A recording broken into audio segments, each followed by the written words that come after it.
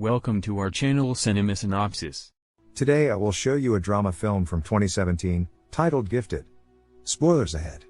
Watch out and take care. Frank Adler is telling his niece, Mary, to get ready for school. He tells her that he is making her a special breakfast. Mary is reluctant and brings up excuses like who will look after her monocular cat, Fred. Frank tells her that Fred will be alright. She asks for the special breakfast she was told about and Frank just shows her a box of Kellogg's cereal with special written on it, to her dismay. Frank sees her off at the bus stand, where Mary proceeds to go to school for the first time. Roberta, who is Frank's neighbor, follows him back to his house. She expresses her concern regarding Mary attending school. She thinks something may happen to her. Frank looks nervous. Later, Mary is at school and looks like she'd rather be anywhere but here. Her teacher, Bonnie, wanders around the class asking the children simple math problems. Mary looks at her and the rest of the class with disdain, as she thinks Bonnie's questions are simple. Teacher starts asking Mary comparatively complex questions. Mary answers them easily. As the questions get more difficult, particularly when reaching multiplication, Mary hesitates for a bit, which Bonnie takes as her cue to stop. After a few moments of silence, Mary answers the multiplication question correctly. Bonnie grabs the calculator to check, it's correct. She feels perplexed and knows that Mary isn't just a regular kid. The principal, Miss Davis, is introduced to the first graders. The class treats her with respect. Mary behaves rather casually and yells at Davis and Bonnie to call Frank and tell him to get her out of here. Later that day, Frank shows up to pick up Mary. Bonnie has a word with him. She tries to make him realize that Mary isn't an ordinary child.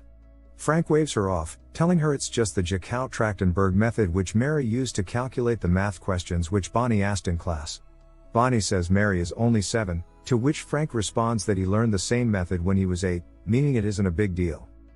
Bonnie later searches up the Jacob-Trachtenberg method and looks into it, feeling quite impressed. Frank is working on a boat. Mary asks him if they can take the boat for a test drive. They spend time together at the beach. They converse about different things, and Frank tells Mary that her mother would want her to make friends. Mary brings Fred to school and shows him to her classmates. She tells them he has only one eye. The kids ask her, how did he lose his eye? Mary responds saying she doesn't know about that because she found him like this in the trash and in a way, rescued him. Bonnie grows closer to Mary. She hands her additional homework, knowing she'd finish her work quicker than most students. Mary smiles at Bonnie and Bonnie returns her smile with an affectionate one of her own. They bond well in class. Bonnie searches more about the Adler family, first looking into Frank Adler's details, but her search does not yield any fruitful results.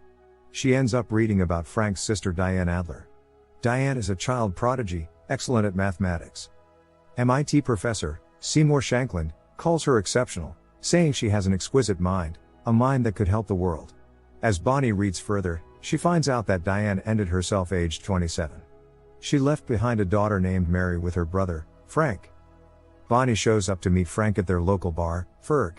Frank opens up to her. He tells her that he was running late for a date when Diane showed up unannounced at his place with a baby Mary. She told Frank she needed to talk to him. Frank dismissed her saying he'll listen to her when he's back from his date. That night, when he returned home, he found Mary on the couch and Diane on the bathroom floor. Though it isn't entirely his fault, he still thinks he should have known. Bonnie asks about any other family members. Frank replies that Mary's biological father didn't last a month, he abandoned Diane. His mother is very strict, she is an uncompromising woman, British through and through. Mary is on the bus to school. She notices her classmate climbing the bus, holding a well-made project. She feels concerned at first, thinking that her project isn't good enough. The little boy is trying to make his way. A 12-year-old bullies him, making the poor boy trip and break his work. The bully along with the rest of the kids start laughing and teasing him. Mary comes to his rescue and tells the kids to stop it. She hits the bully in the face with a book. Frank is later walking into Mary's school as he passes by the bully, who is bleeding from his nose. He immediately checks up on Mary, making sure that she's alright. The principal, Davis, makes Frank understand that beating people up isn't allowed. Frank tells her that he'll make sure Mary understands that, though he is proud of her for standing up to a bully. Principal says she would like to have Mary study at the Oaks Academy for Gifted Education, where she can be educated at a level that matches her capabilities. Frank brings up financial concerns. She guarantees a full ride scholarship for Mary. Frank turns the offer down, saying that Mary should be treated like a normal kid and sent to a regular school. Bonnie asks him if he is sure about his decision, to which he says he doesn't know. Mary apologizes to her classmates for her behavior. She and the rest of the class applaud Justin, the little boy who is her classmate, telling him that his zoo was the best art project. Frank and Mary reach home to find her grandmother, Evelyn, waiting at their doorstep. Evelyn brings her a fancy laptop with a book about advanced algebra by Charles Zimmer. Mary tells her with disinterest that she has already read the book and is now covering differential equations. Frank makes her thank Evelyn. Evelyn is not satisfied with Frank's living conditions and calls him out for it. Frank and Evelyn meet for lunch. She says she is concerned for Mary and wants her to live in a better environment. She warns Frank that authorities will be involved. Frank tells her that Diane would not want her to have custody of Mary. Evelyn calls Mary's mother Diane and Frank weak. She subtly tells him that this matter is going to court. Frank and Mary hang out together. She asks him questions about God and faith. He says he has his own opinion, which could be wrong, so he does not have the right to spoil her opinion. Mary mentions Roberta. He says that Roberta has faith and she loves her very much. He tells her that he knows that everyone will end up together and that's what matters in the end. Roberta proves that she cares deeply for them by appearing in court to assist Frank in obtaining custody of Mary against his mother.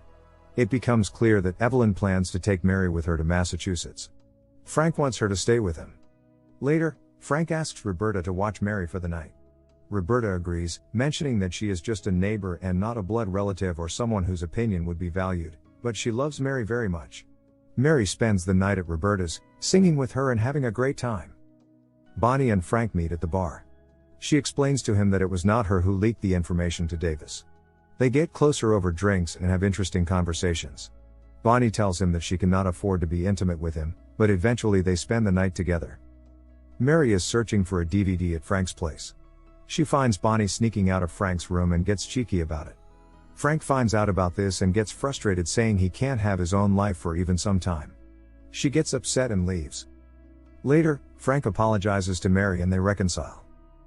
Roberta is slamming Frank for his irresponsible behavior, as he checks his mail outside and finds out that Mary is going to be spending 2 days in Boston with her grandmother.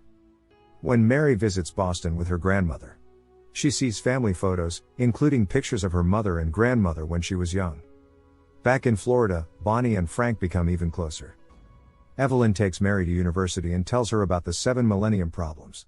Mary is shown a picture of Grigory Perelman, who worked on the Poincare conjecture.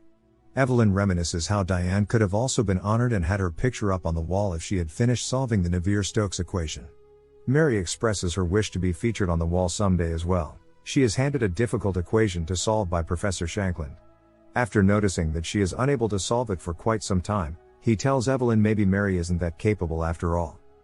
Evelyn is walking furiously with her, regretting coming to Shanklin in the first place when Mary tells her that the equation was wrong and hence, unsolvable. They head back to Shanklin and the equation is corrected by Mary. She solves it till the end, leaving Shanklin feeling overwhelmed. When they are back home, Mary tells Frank that although Evelyn is nice, she does not want to live with her. He promises her that she will not go anywhere. Mary meets a social worker, Pat, who asks her different questions about her life.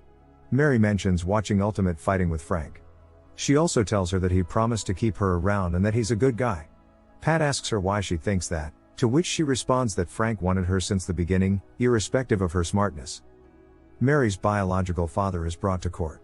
He wants Evelyn to have Mary's custody. Mary's father is embarrassed by Frank's attorney, who makes him realize that he doesn't even know his daughter's middle name and he has never seen her in real life. Frank wins this round in court. He walks her to her car. She tells him that she doesn't like being at odds with her son. Frank says they've always been at odds. Mary locks herself and cries hysterically because her deadbeat father does not come to see her while he is in town. Later, Frank drives to the hospital with Mary and Roberta. They wait together for the birth of a baby boy. Frank tells Mary that she was born just like this and that everyone was ecstatic about her birth. He tells her that he broke the news of Mary's birth to everyone. Mary celebrates happily with the families in the hospital. Later, when Evelyn testifies in court,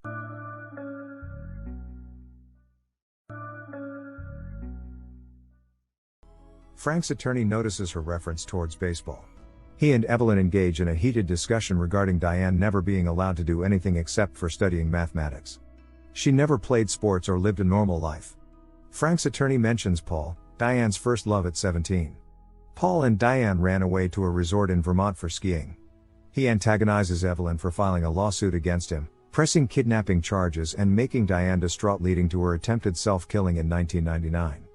Evelyn insists that it was nothing major and that she tried her best to be a good mother to Diane. Frank testifies and says he is a freelancer, he repairs boats. Evelyn's attorney brings up concerns regarding Mary's health care, education, and life. Frank insists that he wants her to live like a normal kid. The attorney also brings up how Mary assaulted the kid bully in school and how he once assaulted a man. Frank says it was self-defense against a drunk man in a bar and admits spending a night in jail because of the incident. Later that evening, Frank's attorney suggests handing Mary over to a foster family temporarily. When she turns 12, she can make a decision in court regarding her living situation. The foster family resides in Tampa. Frank can visit her easily as it's only 30 minutes away. Evelyn would get visiting rights too. Feeling out of options, he sends Mary off to live in Tampa. She doesn't take it easy, she cries and begs Frank not to leave her alone, reminding him that he promised he wouldn't leave her. Roberta and Frank grieve over Mary's absence. Later, Frank tells Bonnie that he thought about handing Mary over to child services many times but could never let her go. He blames himself for the mess. He tries to visit Mary but is told by the foster father that she doesn't want to see him. Frank is heartbroken. Roberta comforts him. Bonnie notices a poster of adoptable pets with Fred's picture on it. She sends it to Frank, who frantically drives over to Animal Services and manages to save Fred along with 2 other cats. Evelyn is the one who put Fred up for adoption in the first place. Frank and Roberta rush to visit Mary and succeed in getting her back when Frank shows Evelyn the documents proving that Diane did in fact finish the proof for the Navier-Stokes equation. He tells Evelyn that Diane wanted this to be published after her mother's death. She is shocked, meaning Evelyn did suppress Diane's wishes. Frank and Mary end up reconciling and are more than happy to be together as they drive off with Roberta. Evelyn looks at the tear-stained notes with doodles sketched on them and starts crying. She calls MIT and gets in contact with Shankland. Mary attends university, after which Frank picks her up. They talk in the car. He hands her a book by René Descartes about existence. She jokes with him about it. Frank drops her off at the park where she joins other Girl Scouts and plays with them happily. Thank you for watching. Frank Subscribe smiles Cinema warmly in the Synopsis distance at if Bonnie. you wanted to watch more videos. The end.